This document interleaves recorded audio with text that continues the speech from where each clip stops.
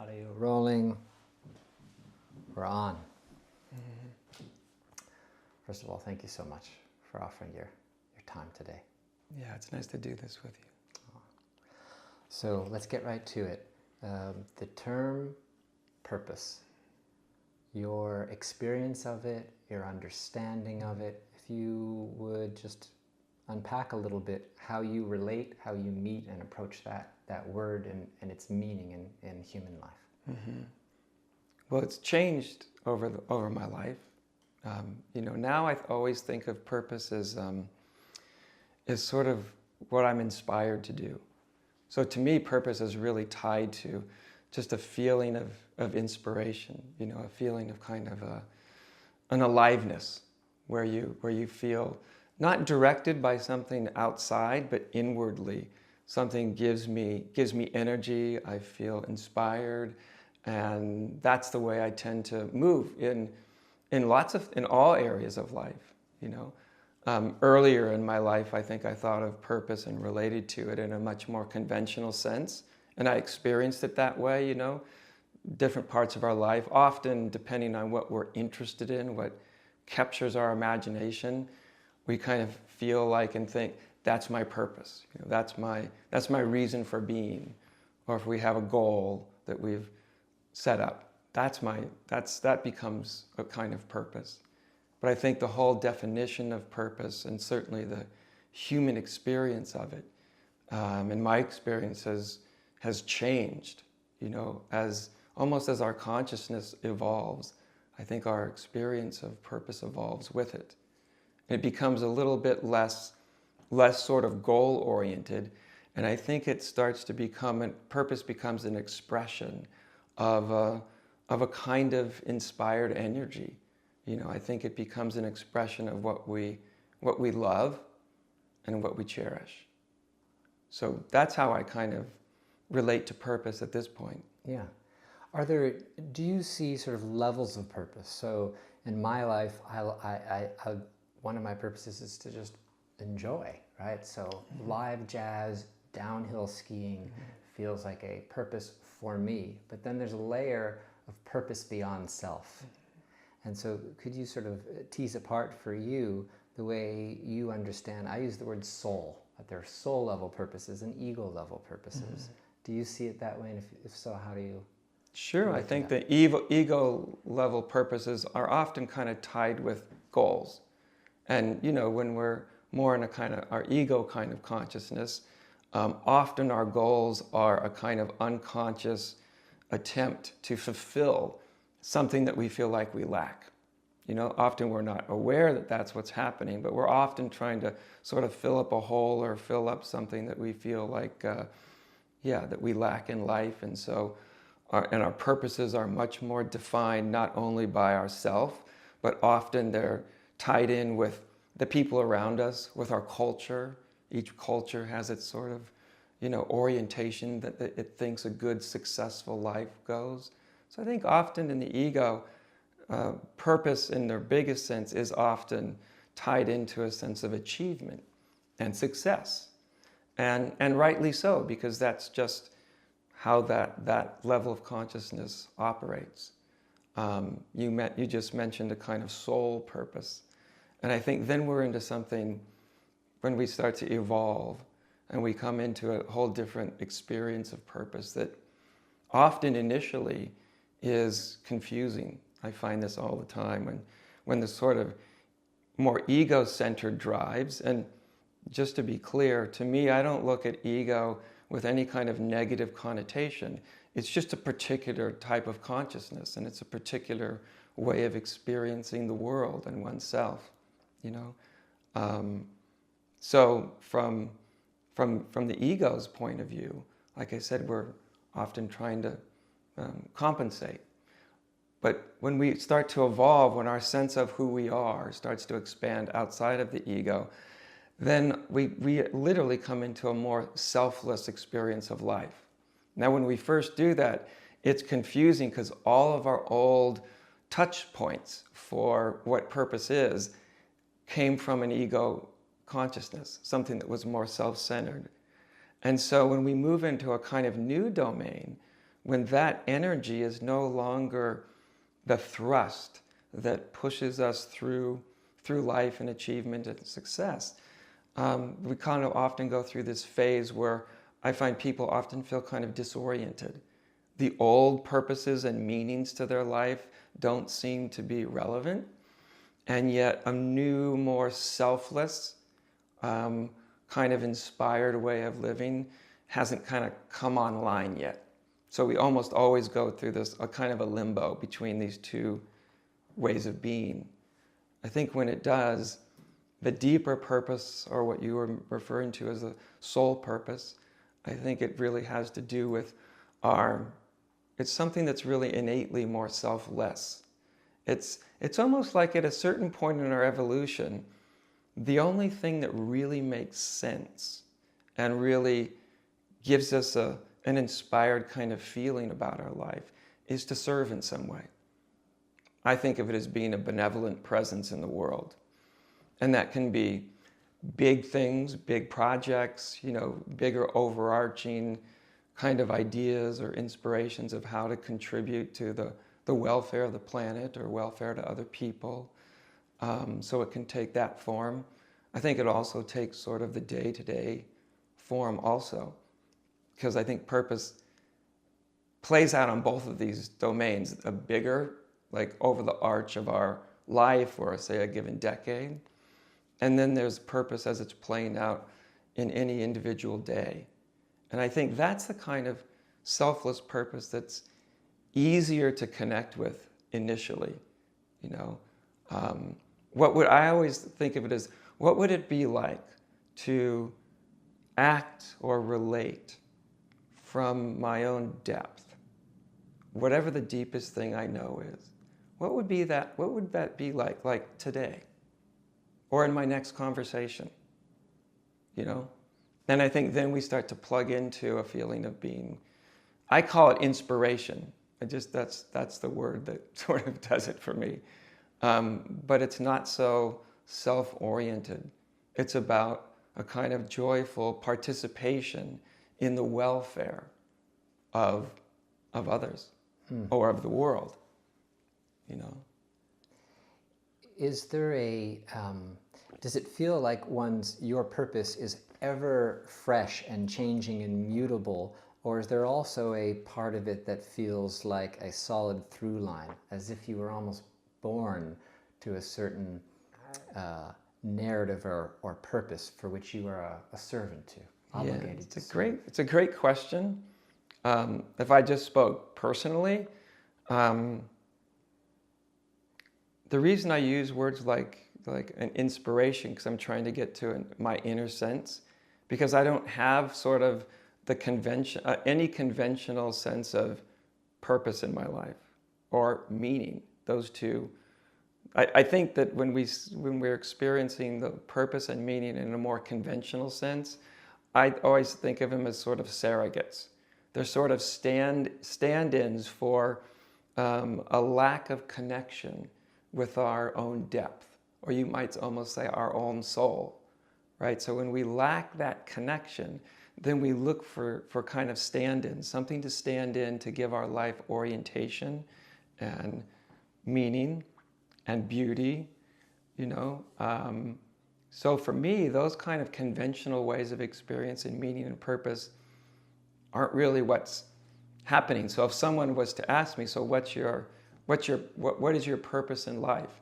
I quite honestly really couldn't answer them. And yet that's not the end of the story, right?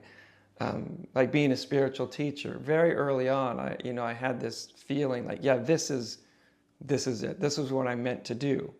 And there was a very kind of wonderful, buoyant, kind of inspired energy about all that. And then as the years went on, after about 7 or 8 years, I noticed that energy just started to dissipate. It was literally like almost the core energy that was informing the body and my feelings and all of that just sort of started to ebb away. And instead of I think of it as instead of feeling like I'm sort of like some excited puppy dog with something that I want to bring to the world, I started to feel like, like the old lazy dog on the porch on a warm sunny day, not overly concerned with what's going on. And yet that's not the end of the story either. That's sort of the baseline. So for me, purpose is almost like feeling a kind of current of energy. I know when I bump into anything that sort of lights up that energy, and wherever that goes, that's where I go. Whatever that direction that gives me, that's where I go. It has no future to it. Like I said, I couldn't give you a definition of the purpose of my life. And yet I find that in any given moment or any given day, it obviously gives great direction. There's no sense of ambiguity about what I'm doing in life. And for me, what really helped with the transition was when I finally just let go of all the old ways of navigating, so that a kind of newer way could really establish itself and come forward. I think of it as almost like, if you go on a raft in the river and you're with a good guide. And a good guide isn't just muscling the boat around left or right or wherever they want to do it. If they want, the boat to turn one direction or another, they often just guide the front end of the boat towards a current that actually moves the boat through the current. And that's how it feels like to me. I'm kind of navigating these subtle currents of life. And yet, the only thing that really feels enlivening or inspiring is in some way when I'm contributing, contributing to, when it's not just a self-oriented energy, Yes. that just doesn't have any energy for me anymore. Yeah. You've kind of begun to answer this question, but I want to ask it explicitly. How does the question or the inquiry of purpose relate to waking up? How does the question of purpose play in service to waking up? Well, I think it's certainly initially, I think it's extremely important. It's the first thing that I try to help people to get really clear on. I often, in their spiritual practice, I often ask people, what are you here for? What is your whole spiritual life really about? And not defined by anybody else. Some people will say, well, I want to be enlightened. Well, what does that mean to you? And often what I find is people unconsciously have let others define the direction of their spiritual lives. They'll kind of grab out for like a word like enlightenment, or I want freedom, but when I dig down a little deeper, I go, what does that mean for you? And it's interesting that in almost everybody I've met, that it's its own kind of quest to really dig down and find out exactly why am I doing this? Not why should I, not what a teacher said this all about or a book, but for me. Because that is in a certain sense connecting with their spiritual purpose, their orientation. The reason I found that is so important is, number one, once you really feel that, you've tapped into a kind of core energy within you that's very, very powerful.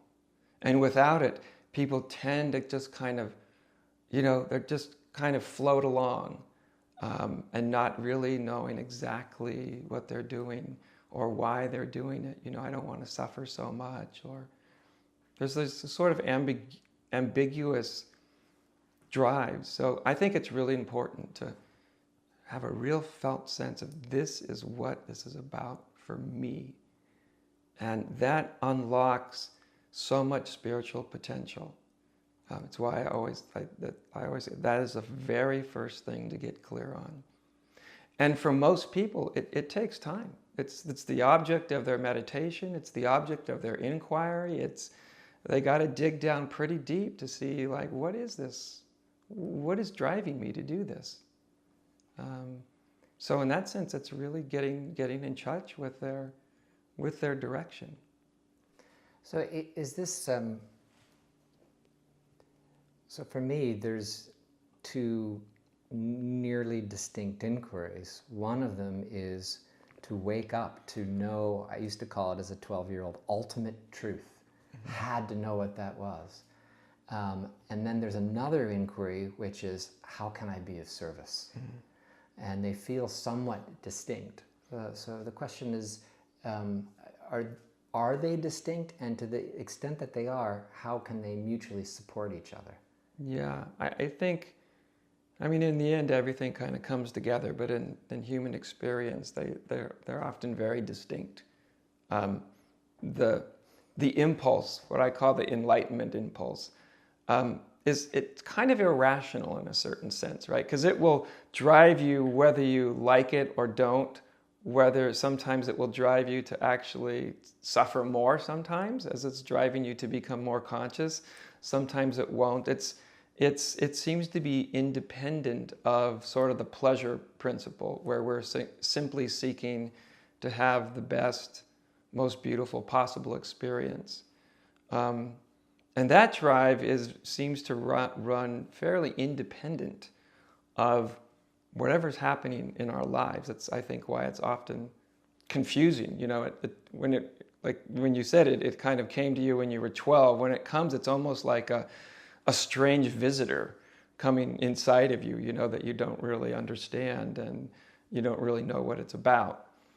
Where the kind of more service is around how do I serve, you know, then when we're kind of coming back to something that's really connected with our humanity.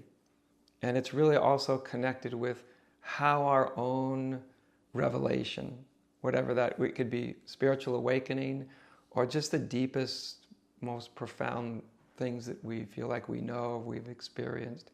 How does that trickle down into our actual human lives? And I think that's also something that's innate within us, that desire to live from our depth, and that desire to be of service is also innate within every human being. And yet it's different than the Enlightenment drive. The Enlightenment drive is transcendent of sort of all other life orientations, where the drive for service and to express your own depth is a very sort of, it's not transhuman, it's very human.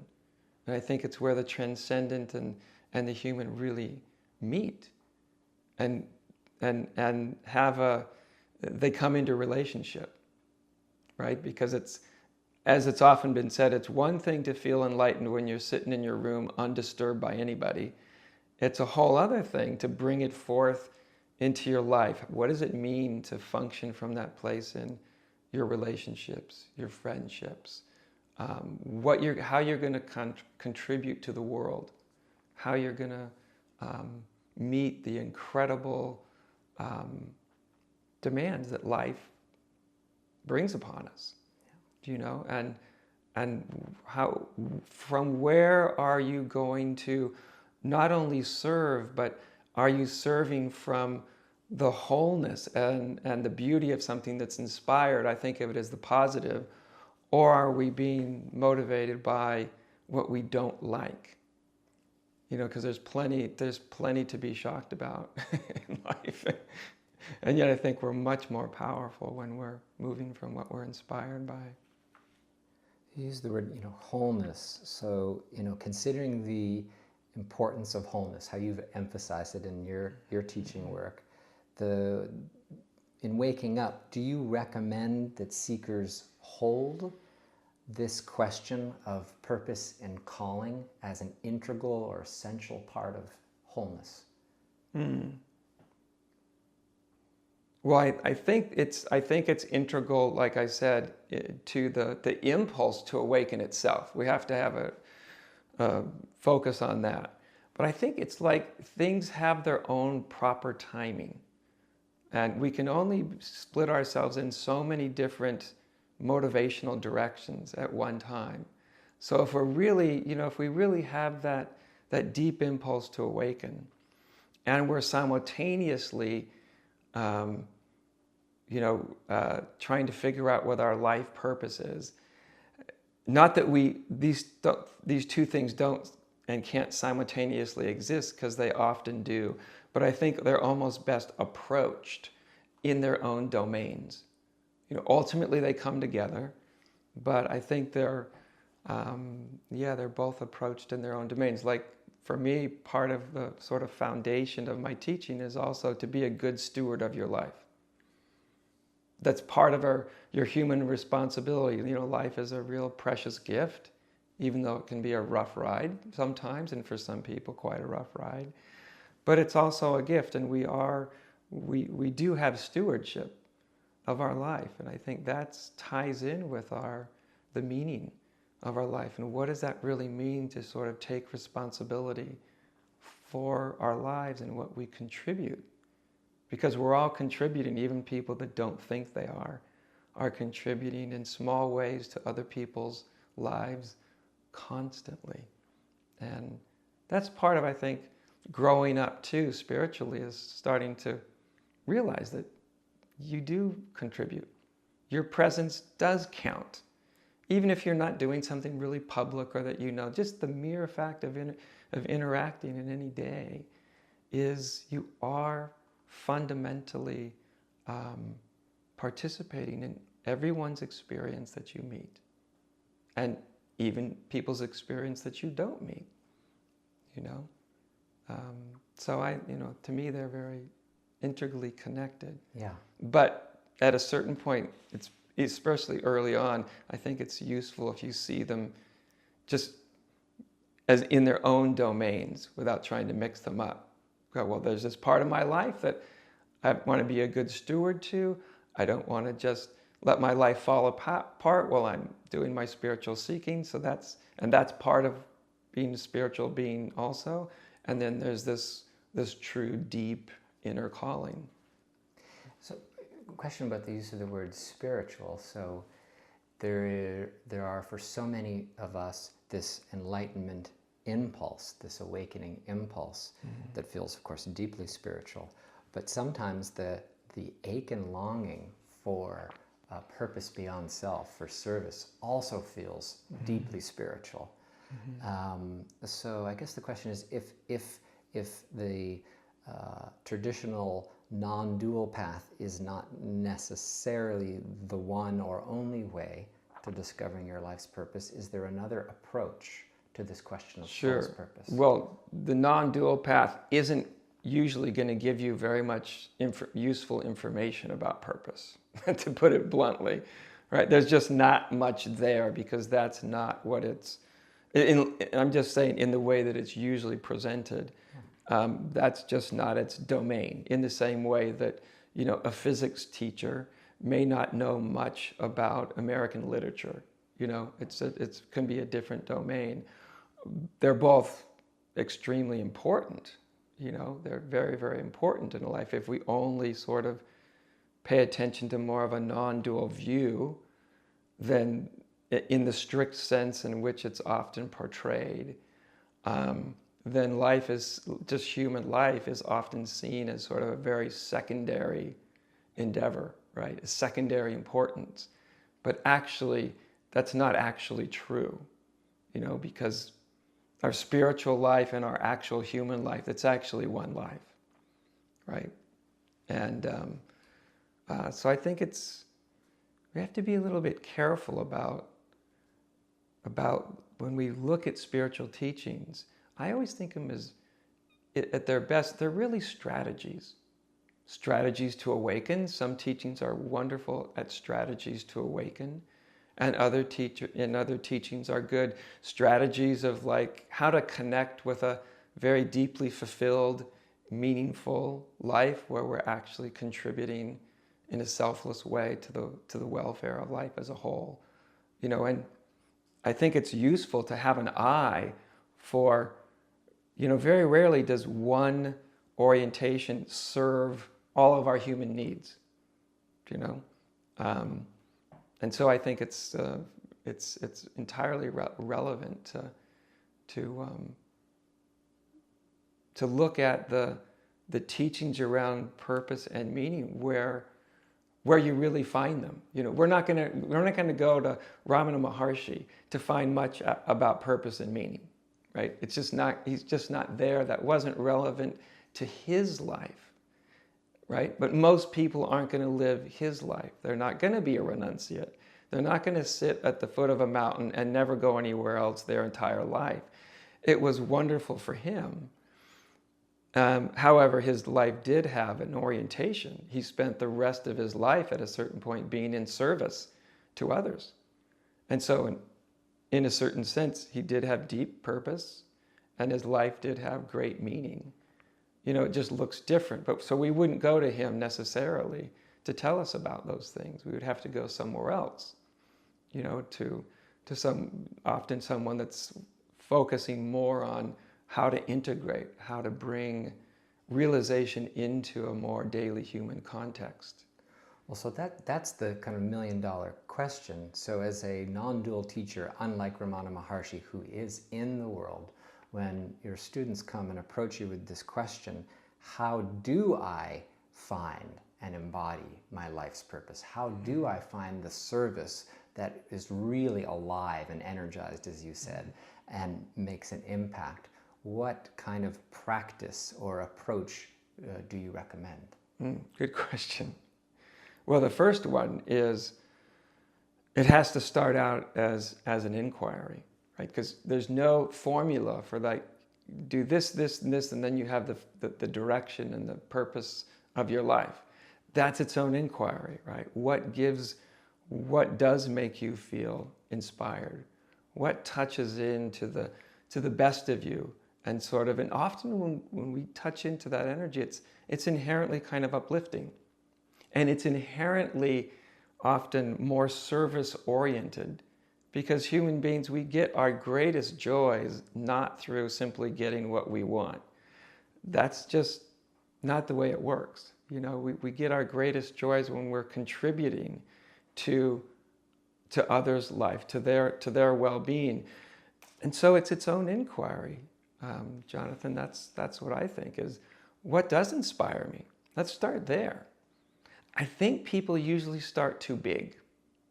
They want like my big overarching purpose of my life. And they're often trying to make this immense jump.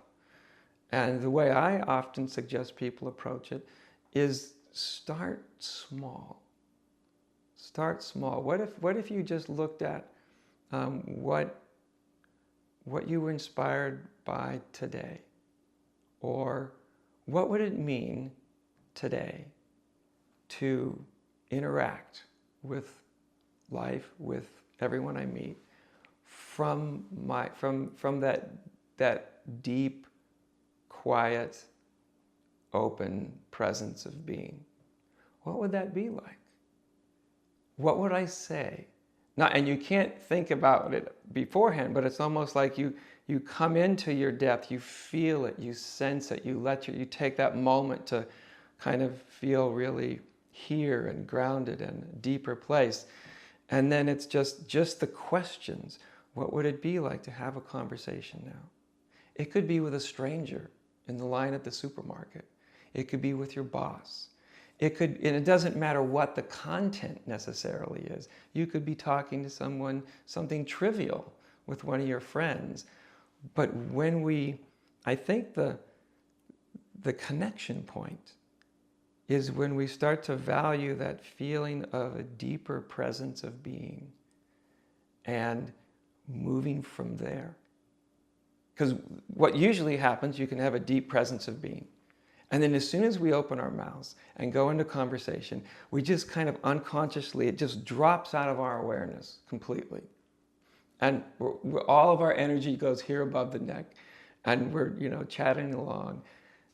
So the practice is to keep a certain consciousness of grounded depth, you might say. And it's more not what you say, it's where you say it from. And this is what I mean by, I suggest to start small. Because when I find when people start small, it's almost, you practice it in the least, practice it where it's easiest. Don't wait until you're having a big confrontation with your partner or your boss, because then you'll have fear and you'll be attached. And start with just little moments that really there's nothing on the line, that seem unimportant, and endeavor to do that. Because what I found over the years, when people start to do that in the small ways, then it starts to naturally connect in the bigger dimensions. And they've sort of opened this window inside themselves where the bigger directions for their lives, how they can contribute in a bigger way, right, in a more inclusive way, start to flow out of these little connection points. So when we're trying to make this leap, it's often too big a leap. These little connection points sort of walk you there, and then it's like the inner doorways and it starts to be open. And you're paying attention to it, and you're trying to relate from it. So it stays open when you're relating, when you're dealing with your life.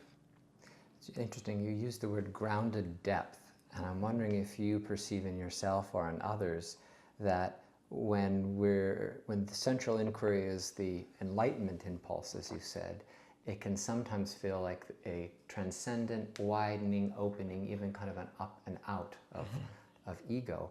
But when the inquiry is, what do I do? What is my place and my service?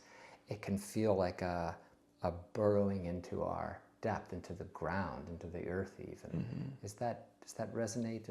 It absolutely does, because it goes to something that the way I kind of counsel with people around this is, if we talk, let's say, you have a more spacious, open sense of being. It's very airy. It's very spacious, right? Literally, kinesthetically spacious and airy and vast. And what I'll do is to try to get it here. Like, how does that feel? How does that same a sense of wide open being or presence, how does it feel in your body? Right? How does it feel in your chest? How does it feel in your gut? If you were to say, this is the way my gut experiences wide open presence, and you start to notice it takes on a different quality, right? It takes on literally a more grounded quality, because you're grounding this kind of realization literally into the body.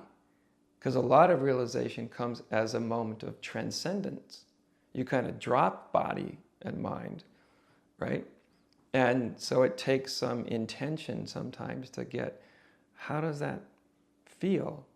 So in my last few years, certainly I've been giving a lot more emphasis to, when I'm giving any kind of direction, I'll often say, how does that feel in your body? I want you to get your body, I want your nervous system to feel what this feels like.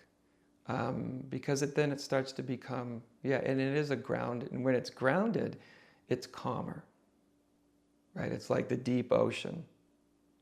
It's not like some wide, vast revelation that's very, airy and beautiful, but it becomes very kind of grounded and clear.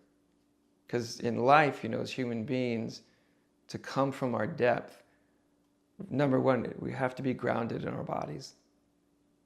And when we're grounded in our bodies, there's a natural sense of clarity. The kind of clarity when you feel very centered and very here and very present. It's different, right? So I can go here, open and vast. It feels one way, doesn't it? But if I said, okay, now what is it to go from here and then go here, right? It's literally the body comes forward a little bit. And there's a different energy. that just comes through your whole, a different presence.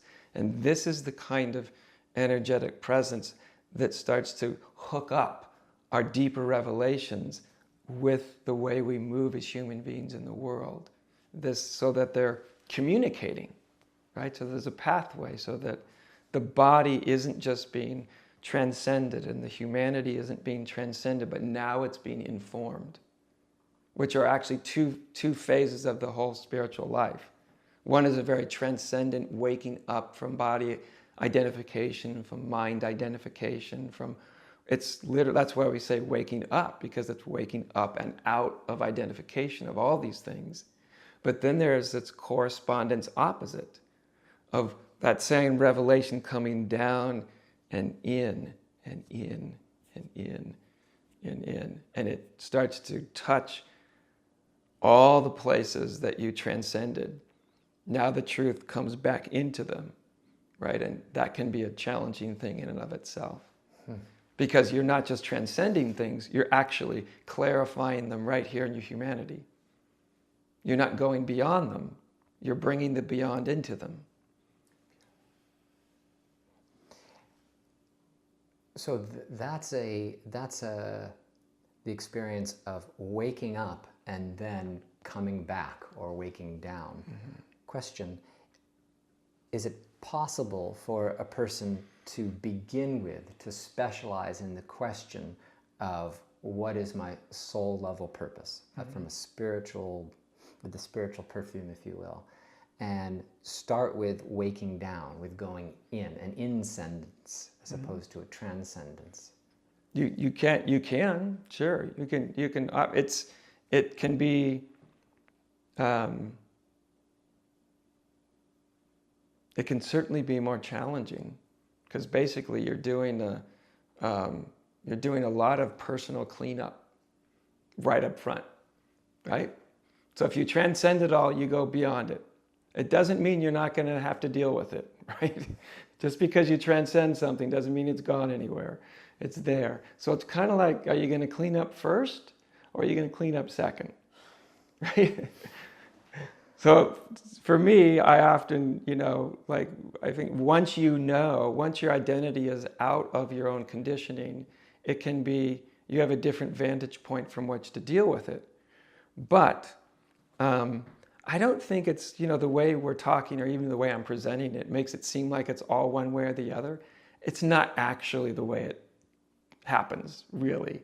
It's not all transcendent and it's not all coming in. It's, we're very complex beings, right? And so,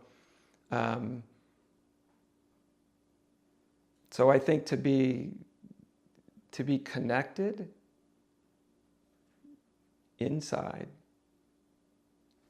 is what to feel here and now and very present is what connects you to purpose.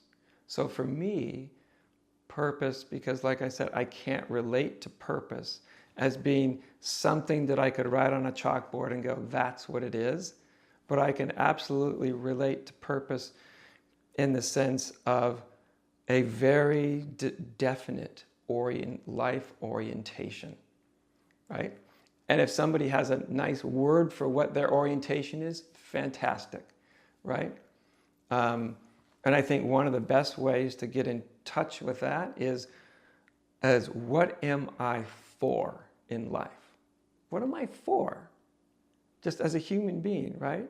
What am I for? And it's an interesting thing just to ask yourself, right? Am I for goodness or am I for winning? Right? Am I for getting all that I can get, or am I for being a really conscious presence and like I said, being a beneficial presence in other people's lives? What am I actually for? And I think we can do that at any moment in our life. Just what am I for? What I find when people say, what's my purpose? And it's almost like as a goal, it's almost, sometimes it's too abstract and they have a hard time getting to it. But if I ask somebody, what are you for? What lights you up? What makes you, when you're at your best and you're connected, and the things that you find important and meaningful in your life, what are those? And most people that doesn't take them long to connect with, you know? And I think that's where I always start. So let me ask you, Adya, what are you for? It's a good question. The reason I laugh, Jonathan, is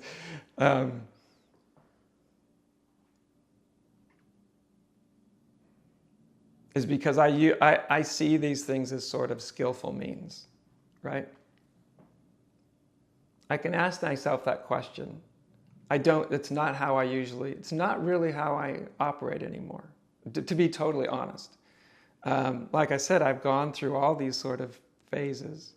To me, on any given day, it's just, what's the next most obvious thing? That's where I operate from. It's just, what's the next obvious thing? And at some point in our journey, that is such a confusing thing to ask yourself, because it often doesn't feel obvious. And at another point, what's the next most obvious thing is obvious and concrete all the time, every time. There's no ambiguity about it. So I don't have overarching, I mean, it looks like I do. I'm a spiritual teacher, after all. I hope that I'm contributing to people's well-being, I love that. That gives me, there's nothing that brings me greater joy than seeing the positive transformation in somebody. That I value extremely highly. That's way more important than me teaching. It's helping to have a beneficial, effect in someone's life. If you looked at what inspires me, that would be it. That would be it. And not just when I'm teaching, at any time, at anything in life. I find that when I feel like I'm part of sort of, I think of it as just the movement of truth. That to me is inspiring. And that's what orients me. I've said for many, many years, I move from what I'm inspired to do. The things that I happen to be inspired to do, like at a certain point, like, having a completely self-oriented life at some point simply doesn't make sense. It just doesn't, it's not fulfilling,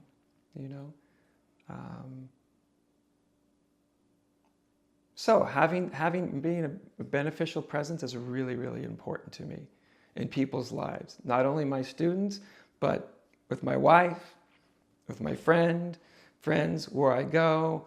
The world at large is dealing with tremendous issues. I keep very, very well informed of those, and I like having, in some way, contributing to something that's beneficial. That's what floats my boat. Yeah. Contributing to things that I feel are positive. Yeah.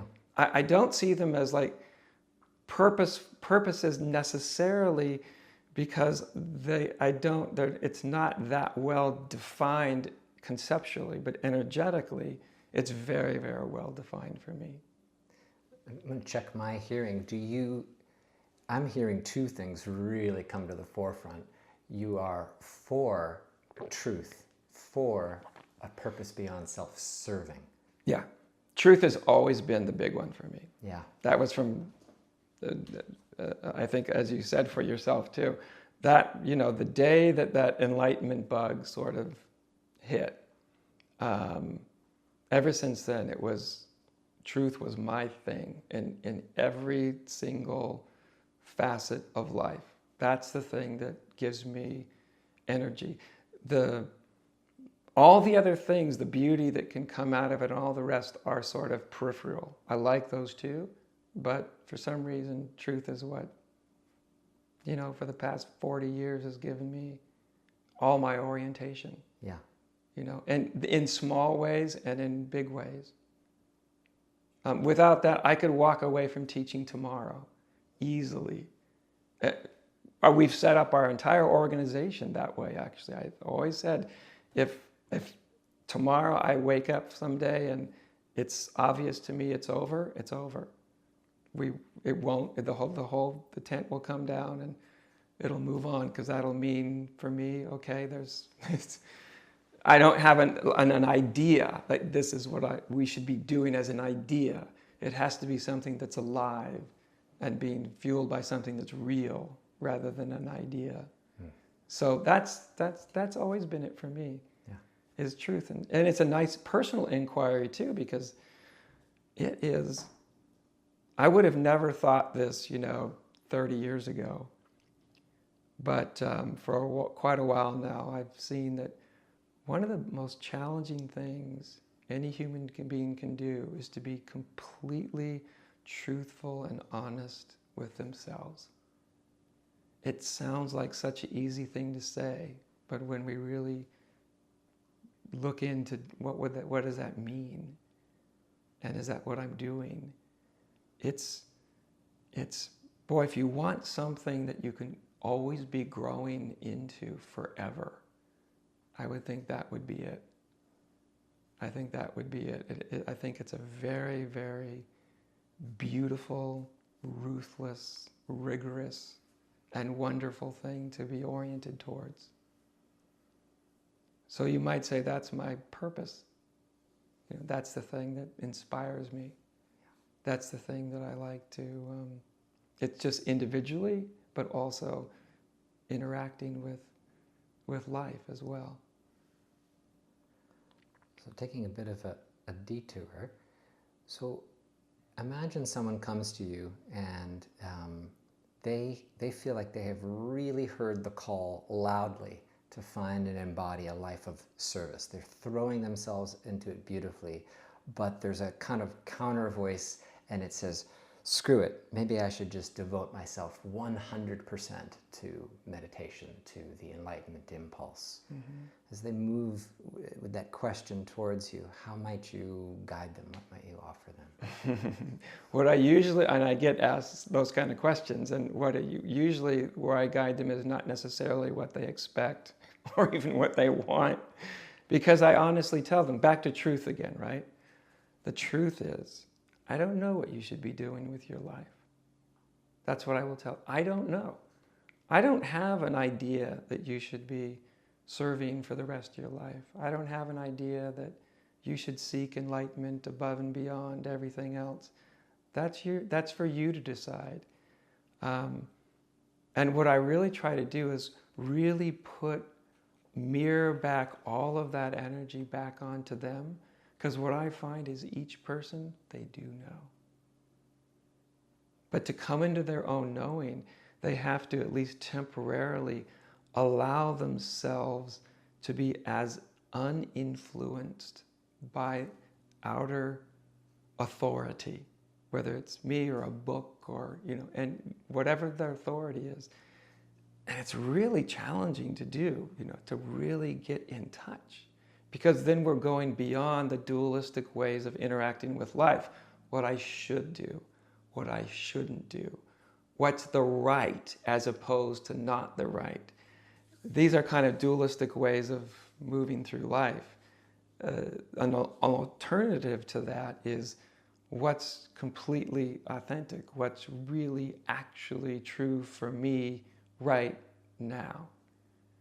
What's the thing that nobody can tell me, that nobody can give me? What's that thing, my life orientation, that I am on my own?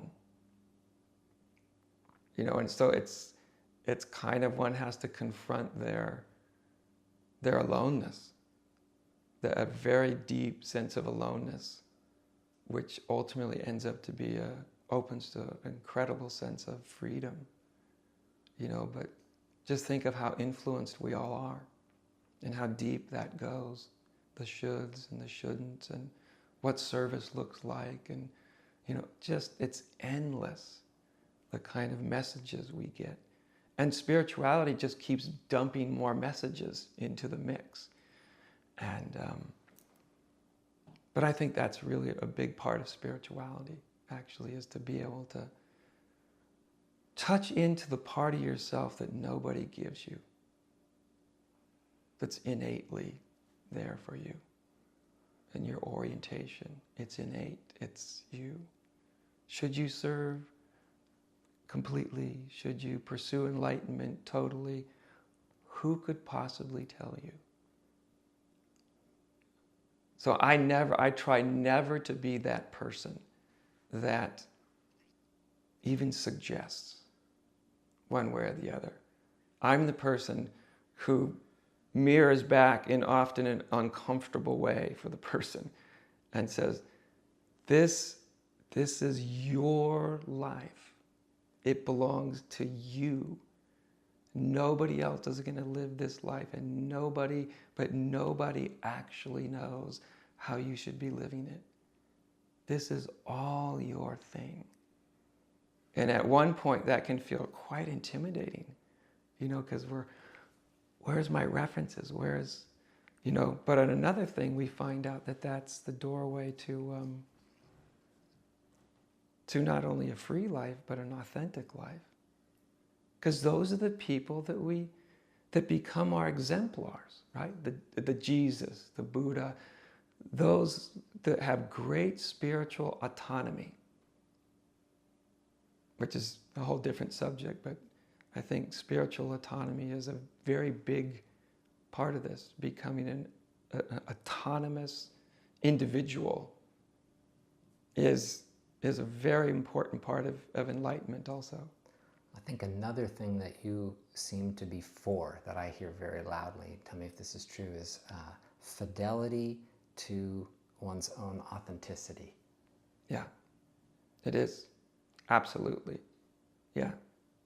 I try never to step into that arena where I'm defining that for someone, right? Because you can't, if you do, I think you're actually really messing with something that's very sacred to that person.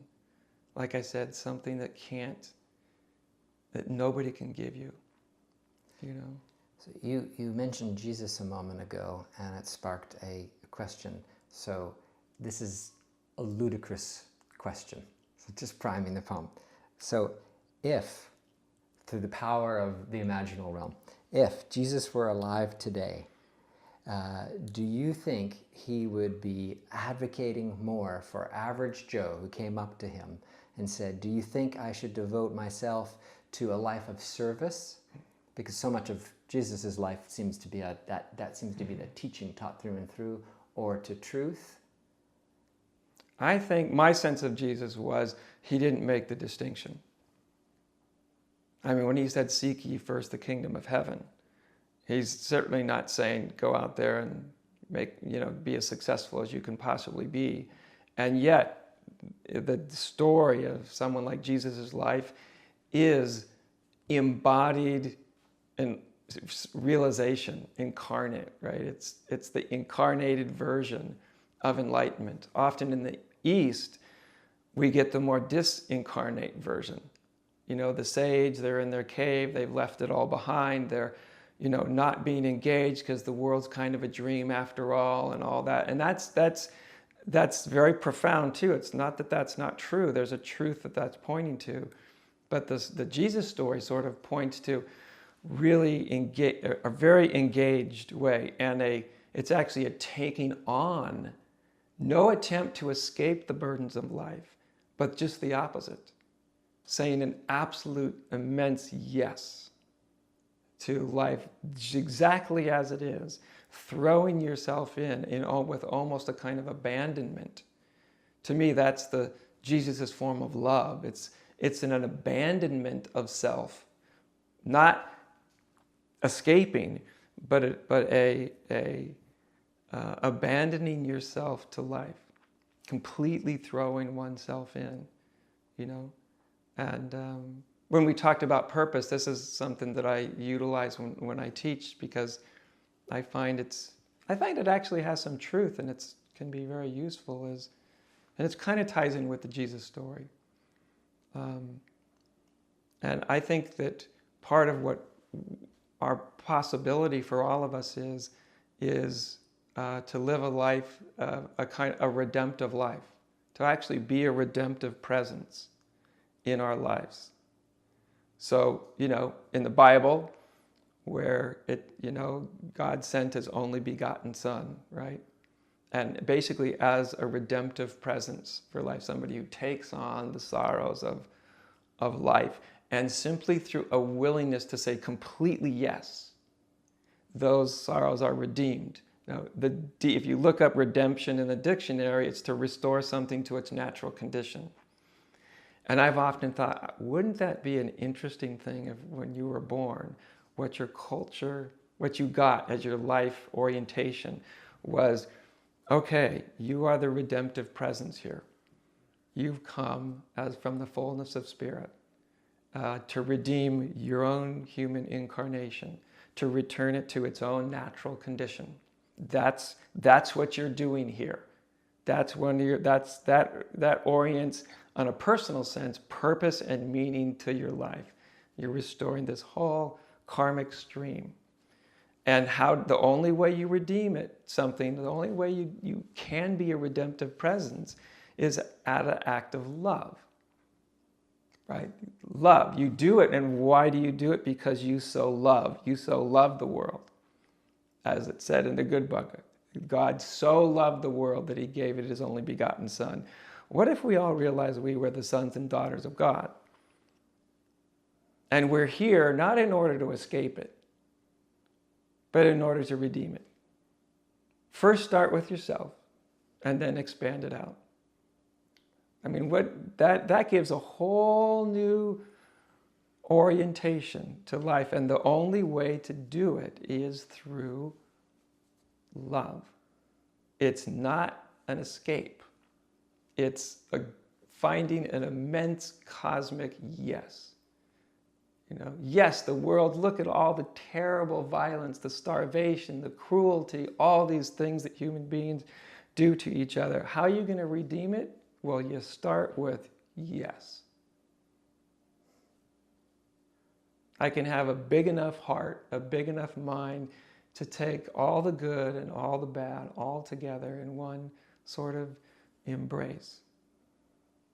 And so it's interesting because it's the correlative, almost opposite of finding nirvana outside, beyond everything, and finding nirvana actually in everything. It's the redemptive version of it, And we don't do it to escape it all. We do it as an act of love, because nobody likes it if you go up to them and say, "I'm going to change you, and it's going to be for your own good." Nobody likes that. But if you meet someone and you feel that first and foremost they love you simply for yourself, simply for being, simply for existing, even if you're completely screwed up and confused. Have you ever met somebody when you're just in the presence of someone like that? Talk about healing. Before any technique, before any, do this, do that, before any of that is done, that itself is... I'll give you a really quick story about a redemptive presence from my life. 4th grade. I was in a very experimental class in 4th grade. And it was because, I think, my parents didn't tell me this, but it was because my 3rd grade teacher was extremely cruel and abusive. And some years later had his teaching credential taken away. So that takes a lot. And so my parents, I think, probably came out of that not lacking in some confidence and feeling rather beaten down. And so they put me in this experimental class with this wonderful man. I can't go into the whole story of that, but I'll give you one part of the story. 4th grade, I was giving my first speech in class. And it was a one-page, you just write one page, 5 minutes. And that's all you had to do. Go in front of the lectern, read your speech to the class. Almost everybody's done it. Everybody has their own horror stories about usually how terrified they were. Well, I got up there and I looked down at my speech that I'd written, and I was suddenly struck with such terror and anxiety and self-consciousness. Literally, the page went blank. I couldn't see a single word on it. And I just looked up in panic. And there was that teacher at the very back of the room. This wonderful, wonderful, he was like a living Buddha. And he just had this big round tummy, and he had his hands crossed over his tummy. And I looked at him in total panic. And he looked back at me with his gaze, and talking about transmission, it's as if, without saying a word, his eyes and his demeanor said, "Kid, this moment is so good, you can't imagine it." I could just feel it, right? So even my panic wasn't making him go into, "Oh, the poor kid." He was just beaming this thing. And it literally went right into me from the back of the room. It just went like, whoo. And I was just filled with this confidence. And I looked down and I could see all the words on the paper, but I was so confident. I literally turned it upside down so I couldn't see it. And I just talked, off the cuff. And my 5-minute talk turned into about a 10 or 12-minute talk, speech. And I look back and I say, that man is responsible for me being able to go up in front of large groups without any fear, because he saw something. And that's what I mean. That's a redeeming presence. He knew the wholeness and the beauty of life. He even knew that my terror, that everything was completely okay. And that's someone in the back of the room without saying a single word. And this is what I mean. A redeeming presence, and this man he was a redeeming presence in all of our lives. And I didn't find out till later that he had to fight tooth and nail with the school to do what he did in that class, because it was experimental, and he hugged every one of us as we came in the door every morning, and hugged us as we went out every single day. And, it was a very wonderful thing. And of course, I've never forgotten it. So this is a real living example to me, is like, we have the power to be that. And he wasn't sitting there going, "I'm going to transform this kid's life." He's just being him, right? He was just, he was in his depth. And I think, when we're there, we never know when we're going to touch somebody's life, and touch our own as well, touch all our own fears and hesitations and doubts and all the rest. So to me, that's an interesting, I like that frame of, you can be a redeeming presence in your life. And all it takes is to begin with, yes. But it's a mess, yes. But I'm so unenlightened, yes. Start with yes.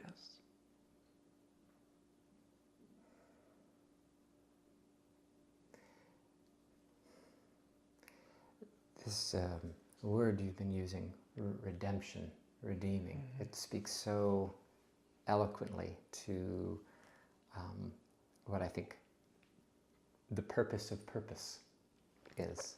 Yeah. And you were talking about Jesus, and you might be familiar with this term from his own tradition, Judaism, tikkun olam, to heal and repair the world. So I guess this is a question about heartbreak. There's better than I, in Buddhism, there are some teachings which exemplify the arahat, the one who doesn't return to the world and awakens up and out of it, and apparently would go walking off into unbounded, non-dual bliss. But there's another stream, which sometimes the word bodhisattva returns. And so two questions. Well, one is, are these just both equal but different expressions, different paths for different people, that the non-dual teachings can lead to a kind of a solitary life, not overtly looking like an act of service or interacting with people or animals and so forth, or on the other hand, this other one. So just, I guess that's the first question, the arahat versus the bodhisattva. Yeah, that wonderful distinction that are made in that Buddhist tradition between the arahat and the bodhisattva. As often is the case, I find the truth of the matter lies in a kind of an embrace of a kind of paradox. In one sense, let's say kind of a conventional sense, I think that the arahat mentality, I just want to wake up to the truth of being, find that place inside that's beyond space and time, and that's it. Maybe I'll stay in a cave, maybe I won't, go out and try to save the world or anything. And then the more the bodhisattva ideal, which the bodhisattva ideal, I think it's important to realize it's based on a fundamental realization. I would argue that it's based on a deeper realization than the arahant view. The bodhisattva view is based on literally realizing that samsara, this relative everyday life that we're all living, samsara is nirvana. That's the realization. Or if you put it in theistic terms, you want God, this is God, right here. That garbage can over there, that's God. That tree, that flower, that polluted city. And I'm not talking about that we believe it or think it, but we can really experience life that way. And when we do experience life that way, then to retreat from life makes no sense. Where am I going? If I've actually seen that it's real, all God, or as Jesus said, the kingdom of heaven is spread upon the earth and men do not see it. By God, if I really see that, there's literally nowhere else to go. And I think then the sort of what it calls forth in us, and calls forth quite naturally, is a kind of being a redemptive presence, or at least a benevolent presence in the world. Is almost the only thing that makes sense, that feels good or feels right or feels aligned, The paradox is that, having said that I also think simultaneously that we all have our own way that truth is lived out. Even enlightenment, it's not like if everybody was enlightened, we'd all do the same thing. We'd be just as diverse as life is right now, maybe diverse in different ways, but there would be some people who'd be really called to be activists in various types and, all manner of trying to help humanity in the world. And there would be other people that would be called simply to just be, and they wouldn't be involved in. And I wouldn't put either one on a hierarchical scale of more or less enlightened.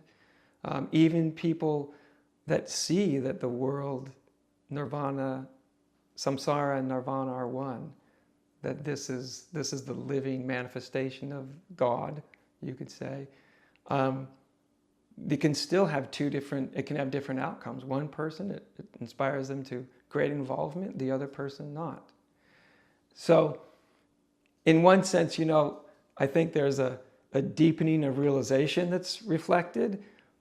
But even if there's the same sort of truly non-dual realization, it's not that everyone will go out and try to save the world. There can be many, many, many different responses to the same realization. As many as there are human beings to have those responses. And that, I think, is a kind of beauty, because from what standpoint are we going to sit around judging then? What's the right way to be and what's not the right way to be? A question about motivation.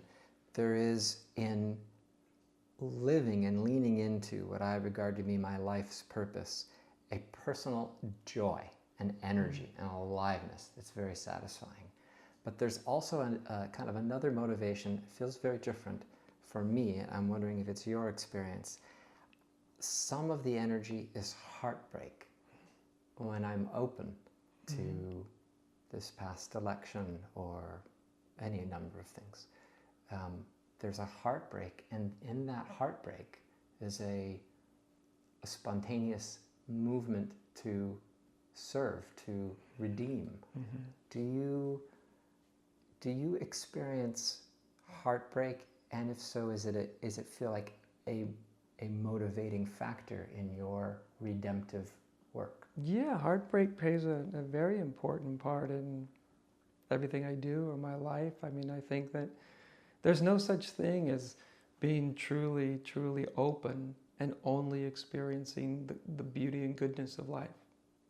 You know, part of being emotionally really available is part of it's heartbreaking, because you see, you know, just the incredible, overwhelming amount of violence and greed and, you know, human beings taking advantage of each other as well as the world that they inhabit. And, you know, all this sort of, and it often just has the sense of just how unimaginably senseless it is, you know, all the cruelty. And it is, you know, in the heart, it is heartbreaking.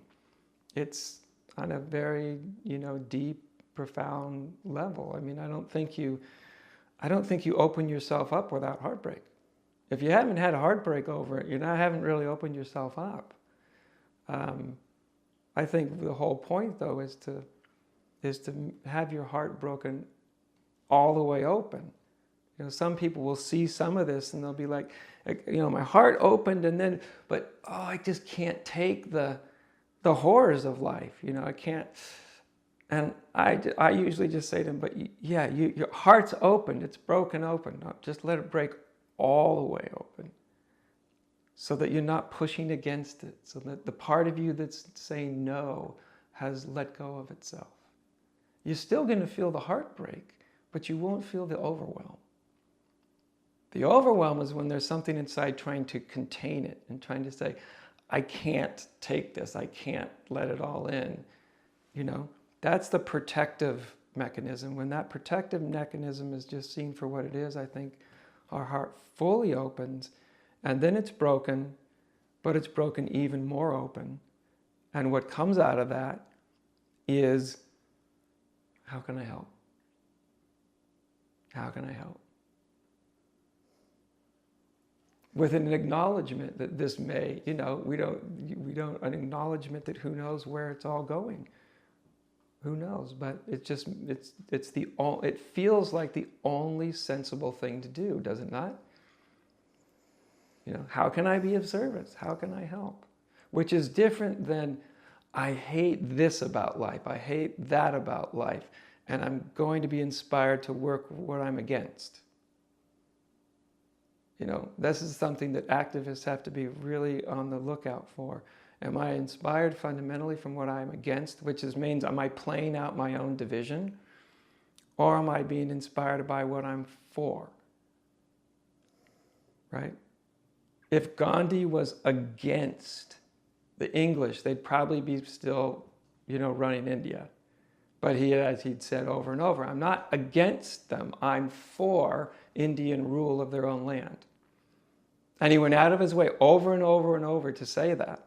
I'm for this. He was like trying to tell people, don't get to the against thing. You won't win that war. You just won't do it. Go with what you're for. And, you know, we see that in some of the greatest movements of the last, you know, 100, 150 years. Martin Luther King was the same way. He didn't give speeches going, I hate the white man for what he's doing. He would have very good reason to say that and to feel that. And yet, he was really for the rights and the humane treatment of African Americans.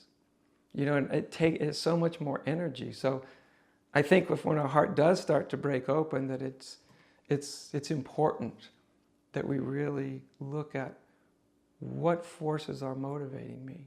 Sure, I can not like things, and I can discriminate and see where some, you know, things are being perpetrated on humanity that is really distorted and cruel. But when it comes to, I think, our participation, we are so much more influential when we're oriented towards the good. You know, whether it's, I'm for better environment, I'm for, you know, more sane politics, I'm for, Otherwise we're just perpetuating the energy of opposition. So I have a series of questions that I've been asking everyone in these interviews. So we'll start the play and see if you like it. If you do, we'll continue. If you don't, we'll change it up. All right. So one of the things that I am trying to do is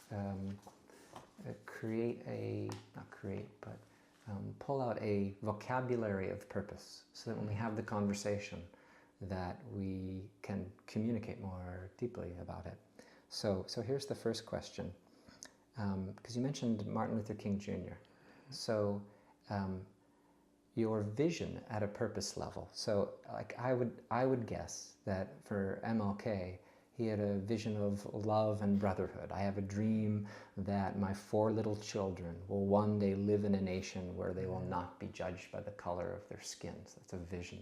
So for you, is there a vision, let's say 40 years from now, if we live to be that old, or in our 90s, what do you aspire that seems maybe possibly tangible as a vision? Whether it's tangible or not, Okay. I'm not sure. But well, as I've said, I don't usually think in these terms, so I got to take a moment. Yeah. I would love to see a world where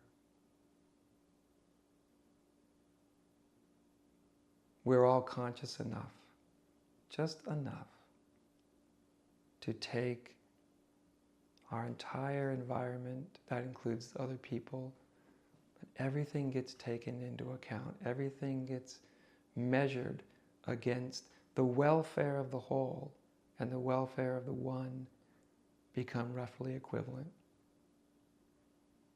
where the world and everybody in it become as important as I am, yourself. I have no idea what that would look like, but I'm sure ready to find out. Question 2, values at a soul or purpose level. So I would guess that for MLK, the value of forgiveness, the capacity to forgive, he would call it the strength to love. Is there a value which feels amongst others just particularly like, that's from my depth and my gut? Well, for me, there's two things that are easily the top of my list. And one of those is truth, which is really probably better to say wisdom and compassion. Those are the big ones for me. Great. The third is powers, or a person's genius, a person's talents. So MLK had a gift of oratory. He had a gift of dreaming and imagining. Is there a gift that you're aware of that you have been offered by the mystery to empower your redemptive work? It seems like I'm relatively good at putting the ineffable into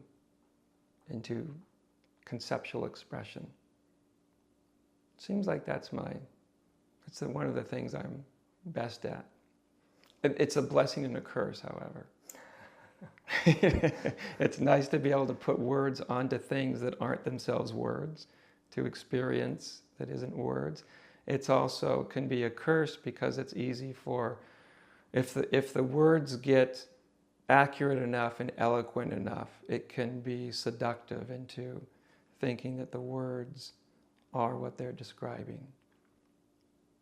And so I often say that to people when I'm teaching. I'll often say, well, if this provides great clarity for you, I'm really, really glad. But don't, mistake the description for that which it describes. Yeah. So that's the blessing and the curse. Yeah, it's a power for you, and it is potentially a dangerous power, depending on how people relate to that power of yours. Admittedly so, yeah. All right, so the fourth of the 8 elements, essence. I would define it as the quality of presence or transmission. So we were talking about Jesus and MLK, love, For Jesus, maybe illumination, possibly for the Buddha, MLK, forgiveness. So when you do satsang, when you come to a meeting with your students, before you even open your mouth and the words, that power issues forth, I believe that there is a gift just in the presence. So if Jesus is love and the Buddha's illumination and MLK is forgiveness, are you aware, could you use a word that would help describe the gift-giving you do effortlessly, but without doing anything? Well, it's first of all, I just want to preface it by saying it feels, what's the word I'm looking for? Presumptuous to even say, because I always think these things are best defined by other people. But again, kind of goes into the last thing that I said. What I hear back is probably would be clarity. Yeah. And some days I'm okay at it, and some days not. Fifth aspect, following Native American tradition, the giveaway, the gift, the process, the thing we end up doing in a variety of sort of settings and places. So we might say that for MLK, his giveaway included motivating people to undertake non-violent activity. Maybe for Malcolm X, a different activist, to inspire people to look at difficult truths. Is there a particular giveaway or process you find yourself magnetically, naturally drawn to be doing again and again, because it's like your giveaway to do? What I would hope it would be conveying a sense of possibility, that a depth of, say, realization that is often thought of as reserved for very few, or the extremely spiritually talented, or whatever, karmically predisposed, that it's actually much more available than almost anybody realizes. That it's not actually for the few. And as soon as you stop believing that it is, all of a sudden your whole world opens up. So you actually just answered partially my next question, which was the message. So how do you help facilitate? So that's an extraordinary message. So that when people say, and it's the tricky question, how do I do it? It's always a little iffy. But what is the process or method or activity that you sort of begin with a student and attempt to sort of move through to help them embody that potential wisdom? Again, all I can really give you is the sort of mirror back what I get from other people. Yeah, please.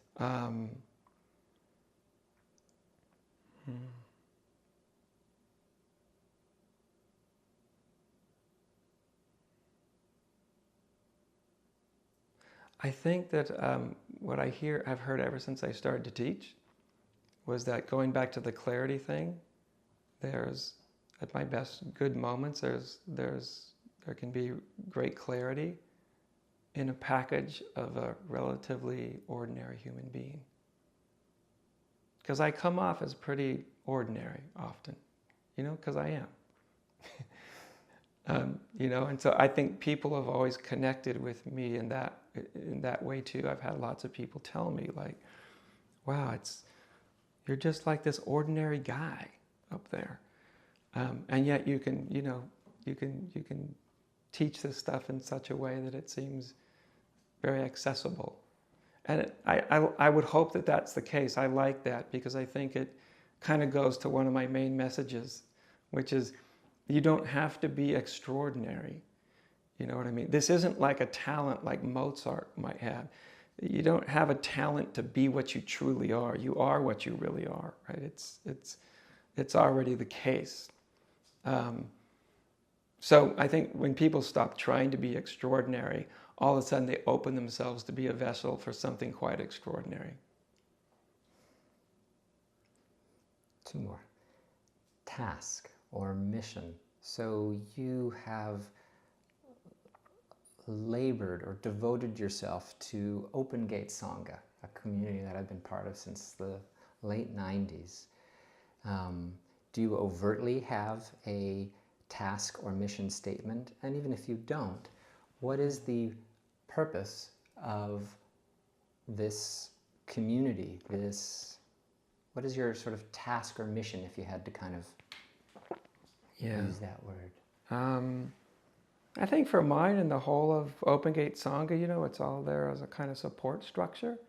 It's there to support two things: the awakening to reality of anybody and everybody, and the living of it in their everyday, very human lives. That's what my teaching is really about. That's kind of what the whole of Open Gate is oriented around, those two things. We have, like I said, we have no intention to continue indefinitely or anything like that. It's nothing like that at all. I view the whole thing as like a sand mandala. You know what I mean? Yeah. We're just some sand being spread around for now, and then the day will come where it just gets wiped away, and rightfully so, and something else steps into that space you once occupied. Yeah. And I've always rather liked that sort of feeling and image. Well, the last one's self-evident, but your delivery system, the kind of outward manifestation that people can recognize. So MLK was an activist and a minister. Which are the delivery systems you feel most resonant with and that you occupy most often to do your redemptive work? Delivery system. Can you be more specific? Your Not sure that I job. get it. What's my job? Your 9-to-5 job. Like, does it have a title? Like MLK was a minister and an activist, right? But he had a deep spiritual. Oh, right. Yeah. Yeah. That's a good question. I just don't think in these terms. I know. It's not that they're not great, perfectly good questions, Jonathan.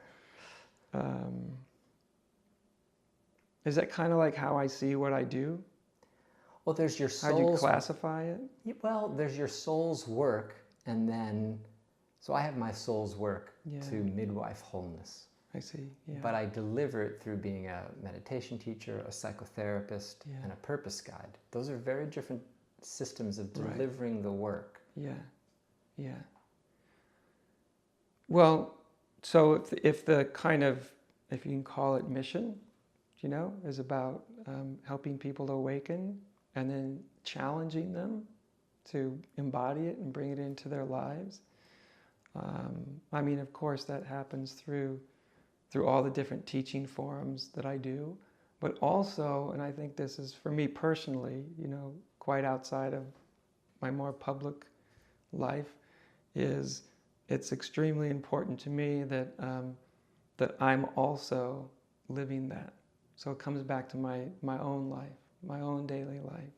That's to me, that's part of my expression. One of them is public, and the other one is, I've always thought, my job is to be my own best student. As soon as I start thinking I'm only the teacher, then I become dangerous. I gotta remain my own student. And I think in some way that's, I hope that contributes as well. I don't know if that answers the question, but it's as close as I got. There was a term we threw around a little bit. I threw it around, soul, at the very beginning, and I wanted to circle back to it because we, in non-duality or Zen, Advaita Vedanta, spirit, unbounded spirit, maybe a term that we were more comfortable with. But what is for me, soul has a kind of place where I associate with purpose, with becoming more than being. Mm-hmm. And so I'm wondering if for you make this becoming distinction. If so, let me just ask, what does soul mean? Like, what does it infer or point towards? Yeah. It's a challenging question Because I can only really, if I'm going to do it sort of through my own experience, I can only define it in a way that's probably not so satisfactory, to be quite honest.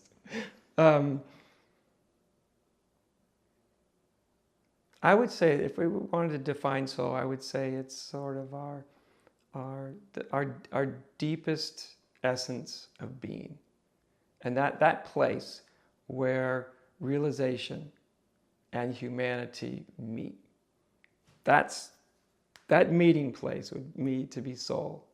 That meeting place is a verb for me. It's not a thing. It's not an entity there, but it's like it's two forces interacting continuously.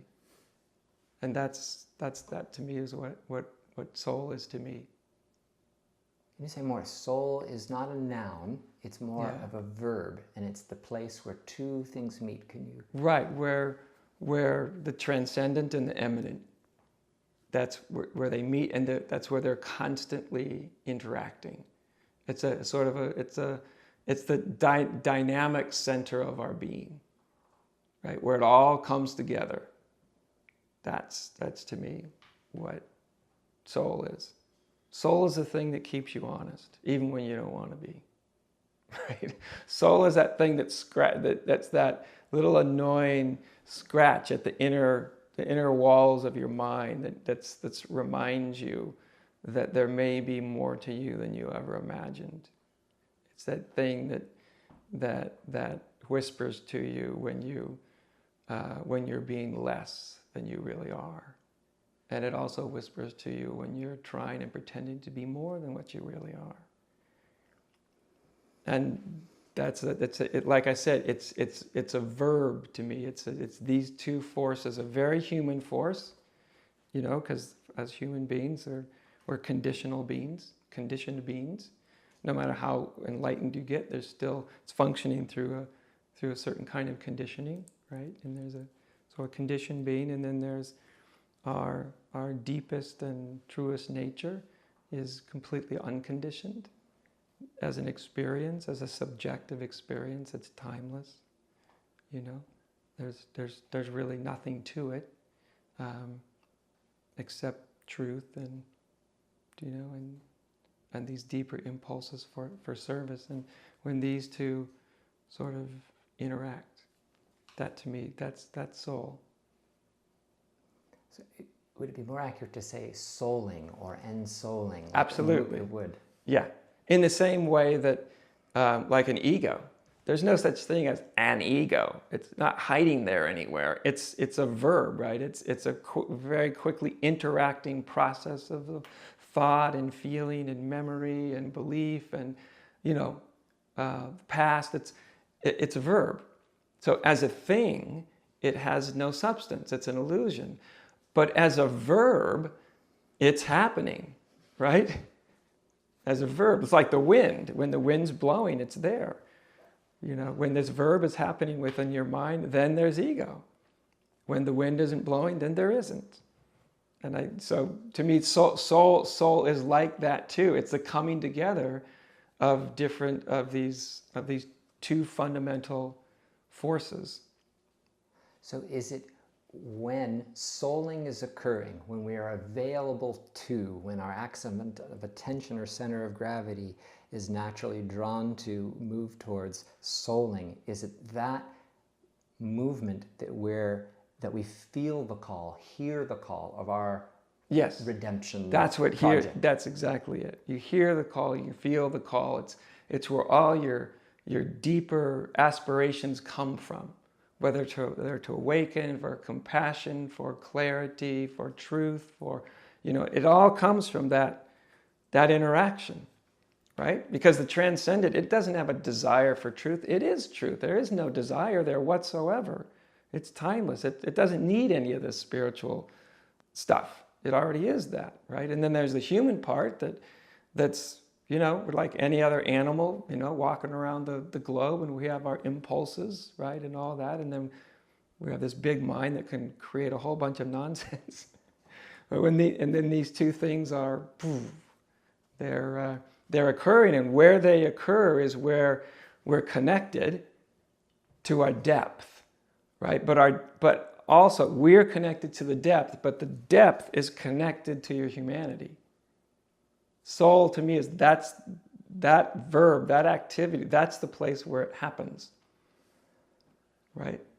So we can wake up, let's say, and go beyond ego, we can go beyond soul, but then there's no human compartment to it, right? Your relationships fall apart, your jobs fall apart, you have no motivation in life, you become a spiritual shipwreck, right? Because you've disconnected. When it starts to reconnect, it's soul that is the avenue through which it reconnects, the humanity and the divine. And then all of a sudden, okay, this whole thing may be dreamy, but it's the only thing going on. And so therefore it also has a reality to it. And this is the place where all that truth gets to be played out. Nowhere else does it get to be played out. So then all of a sudden this place, through the experience of that dynamic interaction that we'll call soul, then this place here on earth becomes, well, this is the only game in town then, isn't it?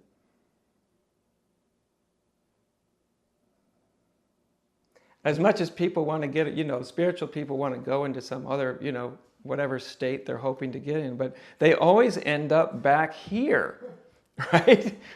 No matter what journey you go on, by God, you always end up back here. Soul is the thing that goes, okay, I'm back here. Now can I have there and here interacting in an integral way, where where things feel integrated, when you're connected with yourself, right? Your inspiration. You could say your purpose beyond the ego trying to satisfy itself, but a deeper purpose that often has to do with service and contribution and, being a force for what's beautiful about life for each person. Soul is the thing that holds those values. So soul is the place where we recognize our purpose beyond self? Sure. Yeah, where we feel the inspiration beyond self. Where it becomes conscious. And the soul is also the part of you that it's a disquieting presence also. Can you say more about that? Oh, it keeps you honest. You can't be in touch with your soul and be, bullshitting yourself in any way, even spiritually. It keeps you honest. It keeps you real. It keeps you on the kind of the knife edge. That because there's a part of this evolution that we haven't talked about, which is embracing this paradox. With our deep realization, we realize what we always and already and forever are, right? There's no sort of becoming, there's no perfection, there's no getting in, that's what we are when we get it, right? And then as a human being, we're always growing into what we already are. Now, what kind of paradox is that? I'm always becoming what I always and already am. But in experience, we often have experiences that are already embracing paradoxes that our mind have a hard time with. So we're already Buddhas, and in our humanity, we're always becoming that. And since that ultimate nature is infinite, the capacity to continually grow into it is infinite also. So nobody gets to cross a finish line and said, I got it all. I'm God's gift of perfection, because it's infinite. There can always be a deeper growing into what your deepest being. So there's a paradox, isn't it? Always being and always becoming. That interaction, that's what I mean by soul. Always being, transcendent divinity. Becoming, the human being that's constantly becoming, right? It's never quite enough. It's always wanting, it's desiring the next thing. It gets everything it ever wanted, and then it wants a little more the next day. It's endless becoming. just nonstop, right? Endless pursuit of desire and aversion, trying to avoid. But these two, where they come together, being and becoming, then the being has a groundedness here, and the becoming has a way of becoming that's not the endless pursuit of what I want. Right? You're becoming what you really are. And that's the humility, right? That as a human being, you're always becoming what you really are. And so then the becoming is no longer hijacked by the more egoic, self-centered impulses. The becoming was always fine anyway. It's just part of life. Show me any part of life that's not becoming. That's what it's doing. From an ant to a tree to a human being. When it's disconnected from its source, the becoming is just trying to get more and become more and more and more and different and better and succeed in all the ways that we're sort of oriented towards endless desire. When it hooks up with our true being, it's not like the becoming necessarily stops. Now it's becoming what we already are. We're becoming that in our humanity. But without anxiety, without feeling like we got to get into an end point, without the desiring quality. There doesn't need to be any desire to this deeper becoming. It can happen without any. In fact, it rolls along best without desire, because desire, you have to have an image of what you're going for. In this becoming, there's no end point, so there's no image. So there's no dissatisfaction. There's no I'll be happy when. There's just, oh, look how it's coming alive now. And now, you know.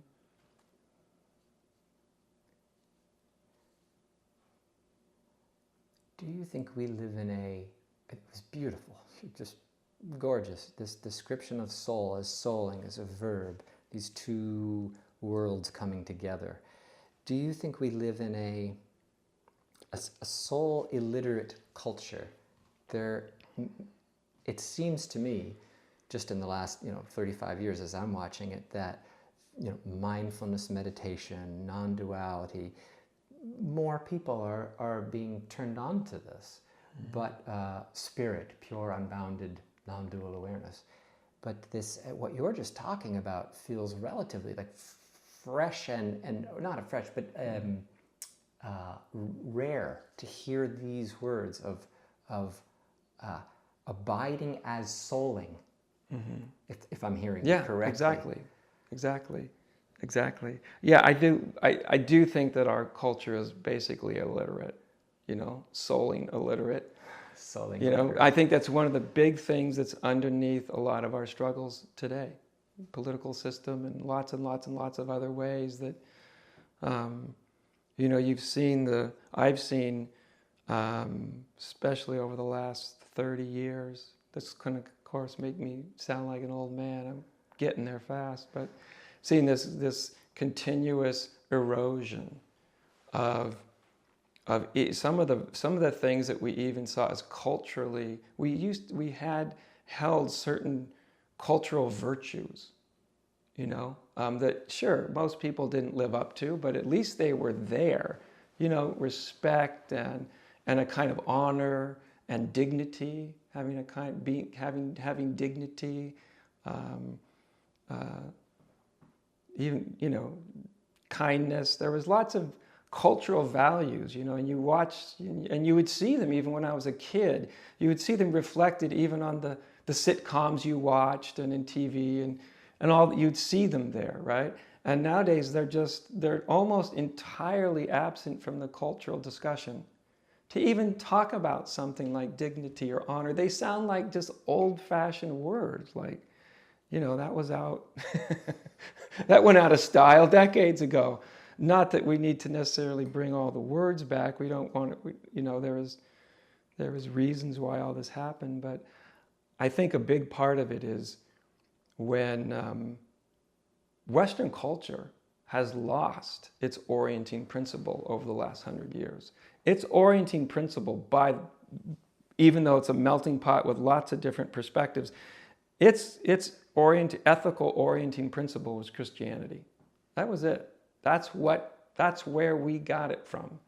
And that's how even people that weren't religious, that maybe rejected it, they were still took some of these virtues as important in their lives, right? They may not look at it through, but all that sort of disappearing. I mean, sure, we still have Christianity here, but it's no longer a Christian nation. Europe is not a Christian nation. We're never going back. I'm not even suggesting that we should. The problem is nothing's come into the gap. So it's like it's a culture without orientation. And I think a lot of people don't know enough about history to know how powerful that orientation is, because what we're really connected with is how lots of Western cultures are, well, we threw off that old religion and that old belief system, and the devil and hell and purgatory, well, that was nonsense. And a lot of it was nonsense.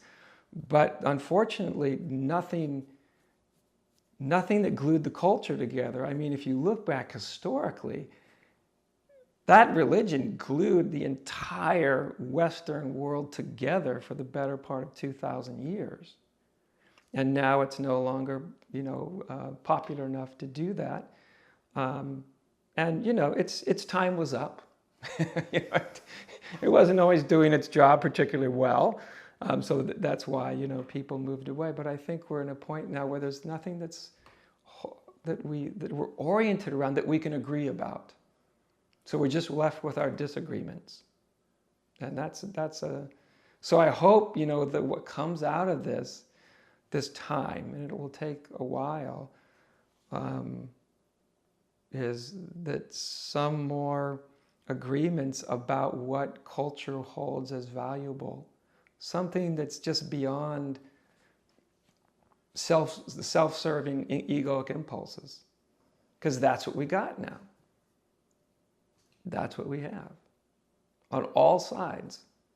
The right, the left, the middle, the in-between. I mean, and I think people just don't have something to orient. Because, if you have a kind of a transcendent orientation, and I don't even suggest that the transcendent orientation needs to necessarily be religious.